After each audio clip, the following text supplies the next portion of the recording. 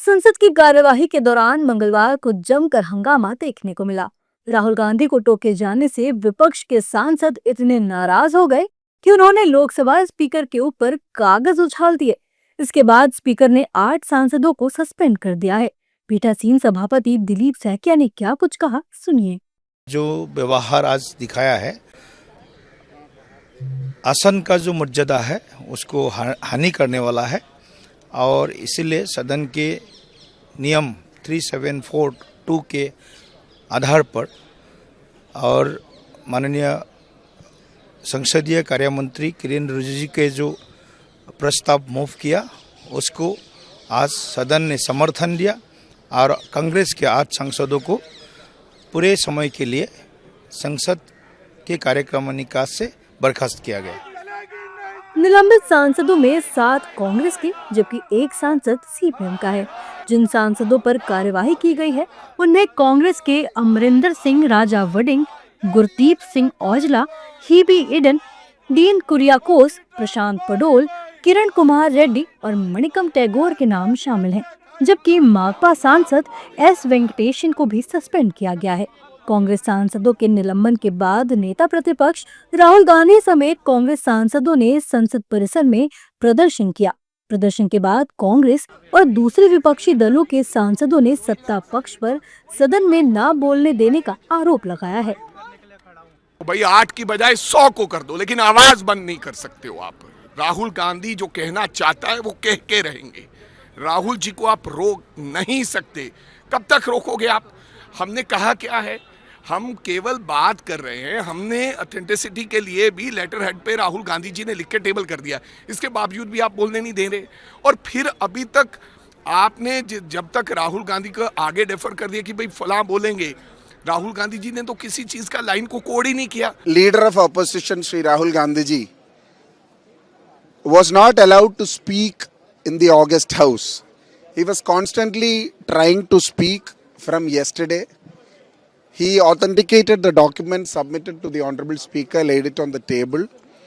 And during his speech also, I mean, members from the BJP were alleging Congress, including Tejasvi Surya, was always talking out of the context. He was not talking about the president's speech. Most of his speech was political. It was only to Congress को गाली देने के बारे में ही उनका पूरा भाषण था। दुर्भाग्य की बात है, ये अच्छा नहीं हुआ क्योंकि लोकतंत्र में और इस संसद में, लोकसभा में सत्ता पक्ष और विपक्ष तो पहलू हैं और नेता विपक्ष को बोलने नहीं दिया जा रहा है और कहा जा रहा है कि इस विषय पे आप नहीं बोलोगे, भारत चीन के संबंधों पे आप कुछ नहीं बोलोगे। ये कहा जाना अच्छा नहीं है।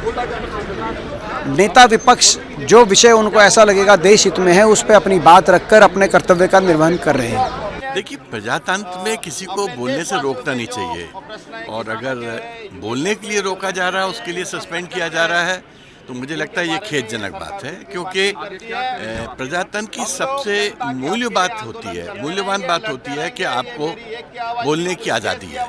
अब बोलने की आज़ादी से कभी किसी को वंचित नहीं करना चाहिए। अगर आप वंचित करोगे तो ये अफसोस की बात है। मैं सीधा ये कहता हूँ, शुरुआत तो तब से होगी ना कि बोलने क्यों नहीं दिया गया।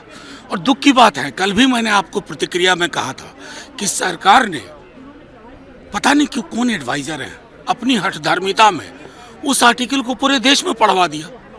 हर कोई ढूंढ के पढ़ रहा है। ऐसा क्या सच छुपाने का तरीका है? एक मजबूत मुल्क, मजबूत लोकतांत्रिक मुल्क जहां सत्ता हस्तांतरण पीसफुल होता है, उसमें सुनने का भी दिल होना चाहिए और उसके बाद साझा विचार होना चाहिए। ये ठीक नहीं है। इलोपी को जो बोलना है उसको तो बोलने देने चाहिए ना। कुछ गलत बोलेंगे तो प्रिविलेज होगा, लेकिन बोलने नहीं देंगे, ये तो ठीक नहीं है। आप उसको पसंद करो नहीं पसंद करो, लेकिन वो तो leader of the opposition in India है, उसको तो मानना पड़ेगा, रिस्पेक्ट देना होगा। उसका वॉइस चोक कर देंगे तो हमारा क्या वॉइस होगा? This is really destroying the democracy itself. Parliamentary practice, it is bad. हंगामे के बाद सदन की कार्यवाही को स्थगित करना पड़ा। साथ ही सदन में पर्चे उछालने को लेकर सत्ता पक्ष और विपक्षी दलों के बीच बयानबाजी भी तेज हो गई। कांग्रेस सांसदों के सस्पेंशन के बाद बीजेपी नेताओं ने विपक्ष पर कार्यवाही में बाधा पैदा करने का आरोप लगाया है। बीजेपी नेताओं का कहना है कि विपक्ष मुद्दे पर बात करने के बजाय हंगामे पर उतर आया है। यार, प्रदर्शन करना हक है, ऑपोजिशन में हम भी ते करते थे। आप नारेबाजी करो, आप बाहर आके मीडिया में बोलो, आप जो मर्जी करना है करो, लेकिन ये जो आपने आज अंदर किया है, ये तो कहीं प्ले स्कूल में बच्चे आजकल छोटे जाते हैं वहां भी नहीं करते।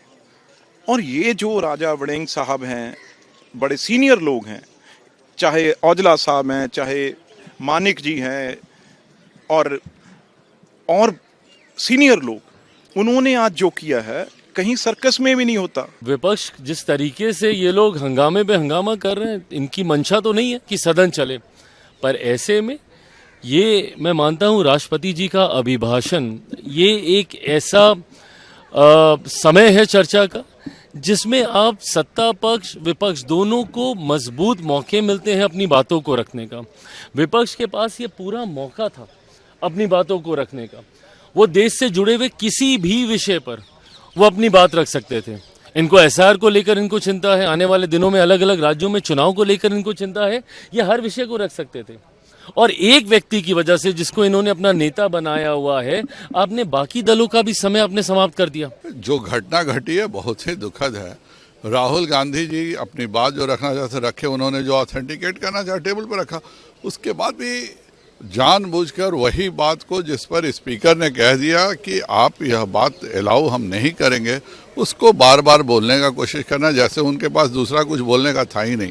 और उससे भी दुखद पहलू यह है कि कांग्रेस के सांसद सेक्रेटरी जनरल के टेबल के ऊपर खड़े हो गए, चेयर के सामने जाकर के वह कागज फेंक रहे हैं। देखिए, इन 8 सांसदों को निलंबित करना बिल्कुल समय सापेक्ष था, बिल्कुल सार्थक था और ऐसा करना चाहिए था, क्योंकि इन्होंने मैं कहूँगी एक तरह से हंगामा खड़ा कर दिया। और हम सारे सांसद, करीबन 500 से ऊपर सांसद लोकसभा में जाते हैं बातचीत करने के लिए, अपनी बातों को रखने के लिए, सीखने के लिए, समझने के लिए और देश की प्रगति में अपना हाथ बढ़ाने के लिए।